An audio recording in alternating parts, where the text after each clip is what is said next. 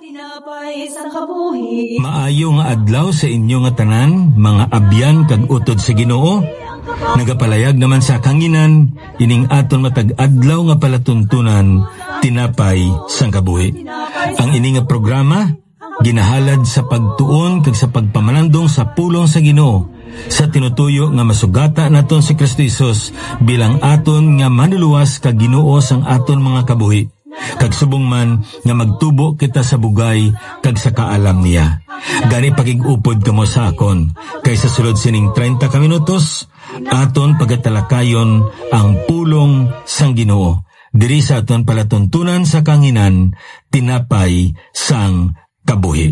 Ang aton dinapit nga managhambal sa sini nga adlaw, isa ka alagad sa Ginoo nga iya gintawag nga mangin chaplain sang aton nga Philippine Coast Guard. Ihatag nato na tion sa pagpamandong sa pulong sa Ginoo paagi sa iya alagad, Reverend Jeselav Valencia. Ngayong aga sa tanan dalayaon silawat ang Ginoo sa siningakinan. Inhatag niya sa aton nga kita makapadayon sa pagmamalandong sang iya nga pulong. Diri sa sunod-sunod naton nga pagtuon manungod sa mga gagmay nga tinuga sang Dios nga ginbutang niya diri sa Proverbs chapter 30. Proverbs chapter 30. Ang una nga aton gitun-an amo ang mga subay, kag ikaduha diri subong ang mga rock badgers. Ang rock badgers, mga dalagko ni sila. Mga dalagko ni sila nga sapat kumpara sa mga ilaga. Pero ang itsura nila do ilaga man. Kag hindi sila para sa kadagko sa mga rabbit. Amo na ang itsura sa mga rock badgers. Pero gabalay ini sila from their name sa mga bato. Dito na sila sa mga bato magsuhot-suhot kag dito magubras ang ilang mga balay. Kag sa sini nga pagtuon naton, tanawon naton ang kaalam sang pagpangita sang pasilungan. Kaalam sang pagpangita sang pasilungan. Ang ikaduha nga tinugas ang Dios, ginsulat ini sa Biblia nga nagsiling sa versikulo 26. Ang mga rock badgers mahina nga katawhan apang nagahimo sila sang ila mga balay sa mga bato. Ang kaalam sang sining nga sapat makita sa pagpangita sang pasilungan. Subong nga adlaw 3 ka leksyon ng aton nga pagpamalandungan, pero bago sina magapangamuyo kita anay. Salamat o Dios sa sining nga tinion sa kay ginhatag nimo sa amon nga kami padayon makapamalandong sang imo nga pulong. Salamat o Dios nga ikaw padayon nga hatag sa amon sa mga pribilehiyo nga makapamati sa imo nga pulong diri sa kanginan. Ang amon nga pagpangamuyo amo sini o Dios nga ikaw hatag sang pagpasaylo sa amon nga mga nahimo dira nga mga sala sa imo nga tubangan. Patako sa kami nga pagkatawgon nga imo mga kanakan. Ayan Ginoo, mayara pa diri sa amon nga nakapamati nga wala pa sang relasyon sa imo. Kamita ini nga kayganan nga makaangkon sang kaangtanan ang ini nga nagapamati.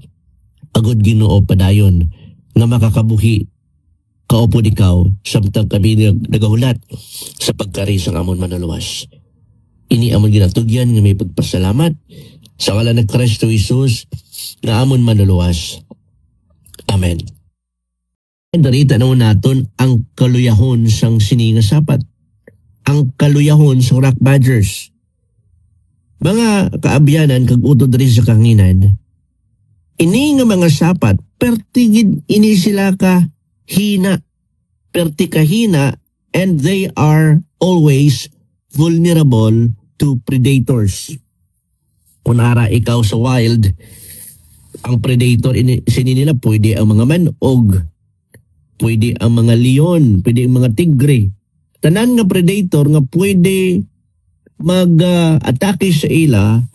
Ining nga mga sapat, they are very vulnerable.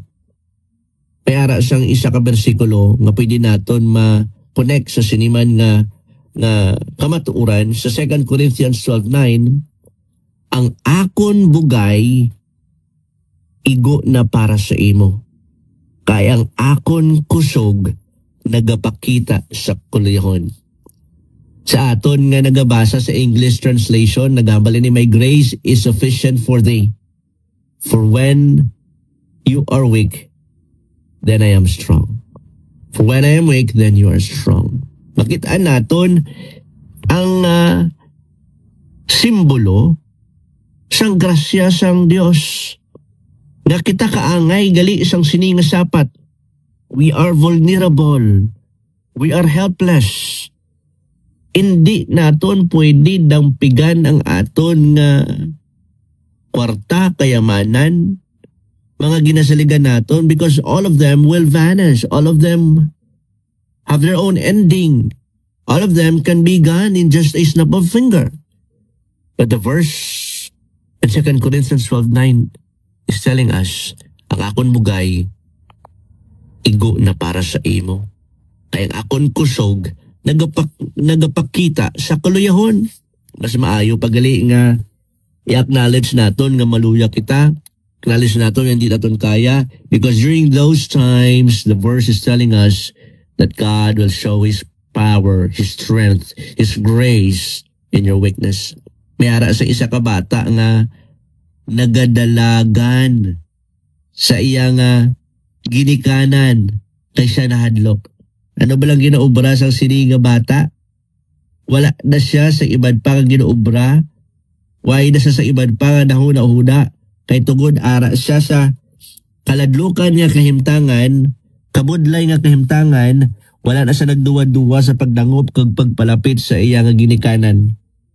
Mera man sang isa ka bata, gabi gusto niya tani magkadto sa isa ka lugar sa ilabalay, kaya nag-brown out.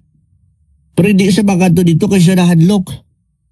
Sagay niya gid duso, kag ayo ang iya nga tatay nga updan siya kung tani, pakadto dito.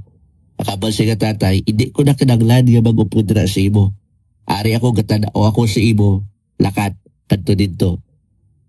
Kag naglakat ang bata. Very, very concrete example sang pag-upod sa aton sang Dios. Especially ang Dios naton nga amay. Nga siya nagambal, I will never leave you nor forsake you. Mga kauturan, kihinahanglan naton kilalahon ang aton kaluyahon kag magsalig sa kusog ni Kristo. Mga kauturan, kinahanglan naton kilalahon ang aton kaluyahon kag magsalig sa kusog ni Kristo. Hindi kita mangin successful sa kabuhi naton bilang Kristohanon if we are telling ourselves that we are independent sa Ginoo. Hindi kita pwede makasalig. Hambaga na si Zechariah, not by might nor by your power but by my spirit saith the Lord. Ang gusto sang Ginoo sa mga katawhan niya nga nagapartner sa Holy Spirit. And for us to partner with the Holy Spirit wanted us to have a humble spirit, a humble heart. Kay hindi kita pwede buligan sa Dios kung ang tikal, ang salig sa kauglingon ara sa aton. Mautod, kaangay sang kulayahon, sang siniga sapat, the rock badgers, the same way kita baluyabad. Abu ina kagin butag na diri sa Biblia. Kay gusto ipakita sa Dios kung ano kita kaluya nga mga tinuga. Apang bisan mahina ini nga mga sapat, kabalo sila kundiin sila magpasilog. Pero ti katahom nga kamatuoran mga abyan. Apang bisan mahina sila, kabalo sila kung diin sila magpasilog. Kag tanaw naton sa sini nga tiniod ang pasilungan sa mga rock badgers. Ang pasilungan sa mga rock badgers. Mga utod, kag mga kaabayanan diri sa kahanginan, kung kagina ang ilang weakness, mahina sila because they are so vulnerable with every predator. Subong naman, ang ilang kusog ara sa bato. Ang ilang kusog hindi gali sa kung sino sila, hindi sa ila kaugalingon, hindi sa mga kakayahan nila, kundi ang ila nga kusog, di ba ambal na kung kagina, ini sila nagapalanago, nagahimo sang balay sa may bato. And it's very interesting because Psalm 18 verse 2 is telling us, ang Ginoo amo ang akon bato. Ang Ginoo amo ang akon kuta. Ang Ginoo amo ang akon manluluwas. Klaro kayo ginhambal diri sa pulong sang Ginoo nga ang bato wala na siyang liwan pa, wala na siyang iban pa kundi amo ang Ginoo, kundi amo ang Dios. Kanami isang picture nga ginpakita sa aton sa sining nga mga kasapatan, kayang ilang nga kusog hindi sa ilang nga kaugalingon, ang ilang nga kusog hindi sa ilang nga mga educational attainment, ang ilang nga kusog hindi sa kung ano ang may ara sila, kundi ang kusog nila ara sa bato. Mga utod, ang aton nga kusog hindi sa aton kaugalingon, kundi sa bato nga amo ang Ginoo. Ang bato, amo ang Ginoo. Hambal sang Psalm 18 verse 2. Ang Ginoo, ang akon bato, akon kuta kag manluluwas. Ang mga sinang una, ilabinagid kung maglagaw ka sa adri sabay vegan, lagaw ka sa Intramuros, makitaan mo nga ang Intramuros is a fortified community. Napaligiran siya sang tag-as kayo kag malapad nga mga pader. Nga ikaw ang ordinaryo nga tao, wala ka sang mga armas, wala ka sang instrumento, mabudlayan ka magsulod. Kag amo ini ang mga ginasaligan sang mga tao sa una. Ginasaligan sang mga sundalo. Amo man ini sa aton. Mga kauturan, ang aton nga saligan, wala na iliwan, kundi si Kristo. Kay siya among aton bato, kag siya among aton pasilungan.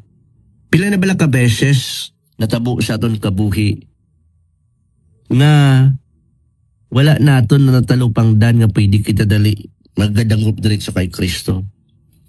Pila na bala ka beses sa aton kabuhi nga nag-experience kita sang grabe nga mga pagtilaw. Grabe nga problema. Grabe nga kalalad-an. Pero gintry naton nga solbaron ini pinaagi lamang sa aton nga kaugalingon. Pero anong natabo? Na-fail kita. Nabudlayan kita. Nasakitan kita. Pero sini nga tinion ginremind kita sa Ginoo, as weak as you are, like with the rock badgers. Ang rock badgers, kabalo siya kung din sa magpanago. Kabalo siya kung din sa magpaapid kag magpadampig. Amo man dapat sa imo kag sa akon. Palapit kita sa kay Kristo. Siya nagahulat sa aton. Siya ang aton bato. Siya ang aton pasilungan. Siya ang aton apid. Mga utod, ang ila kaalam sang sininga mga sapat, makita sa ila pagpili sang pasilungan. Makitaan sa ila pagpili sa pasilungan. Ginagitan-aw nato ng kaluyahon sang sininga mga sapat, kag ang ila gusto pasilungan, kag ikatatlo dari ang kaalam sang sininga mga sapat. Kabalo sila kung diin sila magpasilong. Automatic na iya sa ila. Biskan suli-sulion mo man, biskan ihaboy mo man sila sa iban nga mga lugar, isa lang na iyang ilang nga pangitaon, kag dira sila magbalay, ang bato. Ang bato, kanami balas ang ginhambal dari sa Proverbs 18 verse 10, ang ngalan sang Ginoo isa ka mabaskog, matibay, malig-on nga tore. Ang matarong nagadalagan didto kag nagakabuhi. Isa kabutang nga dapat naton talupang doon. If we want to take refuge, if we want to run to Jesus Christ, gusto sang Dios nga kita magkabuhi isang pagkamatarong. God wanted us to live a righteous life. It's very difficult for us to take refuge. It's very difficult for us to approach Jesus Christ. And at the same time, sa ato niya kabuhi, way man taga-kabuhi isang tadlong. Way man taga-kabuhi isang may pagkamatarong. Tapos sila na nga ginagamit nimo ang isa ka tao kay may makwa ka sa iya. Kung wala ka na may makwa sa iya, way naman sa 10 sa imo. But brothers and sisters in Christ, hindi kita kinanglan sang Dios. Wala siya kinanglan sa aton, but we need Jesus Christ. Apart from Him, we cannot do anything. Kaya sa isa ka barko na nahamtang siya sa perti ka mabudlay nga sitwasyon. Grabing balod, grabing hangin. Kag nagpangita siya sa iya nga safe harbor sa tunga sang bagyo. Wala na sa iban pa nga ginpangita ang barko kundi kung paano siya makapangita sang pantalan kag didto makapanako. Mga kauturan, kita man dapat magadalagan sa Dios. Kita man dapat magakadto diretso sa Dios. Hindi na naton hulaton ang tinion. Wala na ta sa may mahimo, dead end na sang kabuhi naton kag magsiling kita, ay, Lord, kinanglan ko ikaw. Why not? Dangop na kita daan sa iya. Palapit na kita nga daan sa iya. Kinanglan naton ng Dios. Kinanglan sa naton sa aton nga kabuhi. Kaya kung wala siya, wala gid kita. Dalagan kita sa iya pinaagi sa pagpangamuyo. Tanawon naton ang iya nga panguna-una, pinaagi sa pagbasa sa iya nga pulong. Mga utod, ang ini nga sapat, ang ikaduwa nga sapat nga aton gintun-an, nagatudlo sa aton nga ang kaalam, hindi sa kaugalingon. Ang kusog, hindi sa kaugalingon. Ang salig, hindi sa kaugalingon. Kundi sa Dios nga bato nga aton palanaguan. Mga utod, may tatlo. Ako ka pala mangkutanon nga gusto ibilin sa inyo sa siningaga. Nga pwede gid nimo pamalandungan samtang ikaw nagapadayon sa pagkabuhi sa siningadlaw. Ano bala nga bato ang ginapangita sa mga tao subong na hindi si Kristo? Ano bala ang bato subong nga ginasaligan sa mga tao na hindi si Kristo? Kanawa, paano naton mahimo si Kristo na aton adlaw-adlaw nga pasilungan? Paano naton mahimo si Kristo nga aton adlaw-adlaw nga pasilungan? Ang ikatatlo, paano ang kuluyahon nagakabalhin nga kusog kung kita nakaangkla sa Dios? Paano naton mabalhin ang aton nga kalayahon sa kusog kung kita nakaangkla sa Dios? Mga kauturan, amuyad to ang tatlo ka kamatuoran nga natun-an naton sa sini nga sapat. May kalayahon sila, pero kabalo sila kung diin sila magsalig. May pasilungan sila, kag isa lang ang nabalaan nila nga pasilungan, amo ang bato, kag dapat amo man ina sa aton. May kaalam sila, kay kabalo sila, kung diin sila magkadto dayon. Kag amo ina ang dapat aton sundon. Wala na sang iban pa nga kita dapat talupang doon nga aton pwede pasilungan, kundi ang Dios lamang, si Kristo Jesus, nga aton manluluwas. Ayan abyan, ikaw nagapamati sa sini nga tinion. Pero gali wala ka pa sang kaangtanan sa kay Kristo Jesus. Wala ka sang relasyon sa iya. Wala mo pa siya nabaton bilang imo personal nga manluluwas. Waay mo pa gintuuhan na siya lamang nga makaluwas sa imo. Kay base subong ang imong kaluwasan na base pa sa mayong buhat, sa relihiyon. Ang tungod siya na hindi ka magali makadangop siya, hindi ka makapalapit siya, hindi mo siya makonsider ni mo ba to? Because you don't have relationship with them. Kasi nga aga ginagda ka sang Ginoo. Nakilalahan mo siya bilang imo personal nga manluluwas. Subong mismo hinulsulan mong imong mga sala. Kag sini nga adlaw, kinakabig mo, Kasi Kristo Jesus lamang ang imo nga Dios. Ang hari sang imo nga kabuhi, ag magadumala sa imo nga kabuhi, tubtub subong, hasta ikaw mapatay. Salamat o Dios sa sining nga tinion nga ikaw naghatag sang pagpatalupangod sa amon. Kaangay sa sining nga sapat, maluya kami. Pero the very same animal, nagpakilala sa amon kag nagpakita kung paano siya magdangop sa iya nga dalangpan. Kapay pag ginawa mo man kami sini, ginatugyan ko Ginoo sa imo ay han ang mga nalambod sang imo nga mayong balita. Nga ikaw, ang amon nga bato, nagpakatawa sa nga kalibutan. Inhalad ang imo nga kabuhi, imo nga lawas. Nagpatulo sa dugo para mahugasan ang amon mga sala. Agod ang tagsatag sa mayara sang bato. Nga magaproteksyon sa amon. Magatabon sa amon. Sa halid sang sala, sa halid sang yawa, kag sa pinasini. Gani o Diyos, sa amon nga pagpadayon, kabay pang ikaw magabugay sang amon nga adlaw.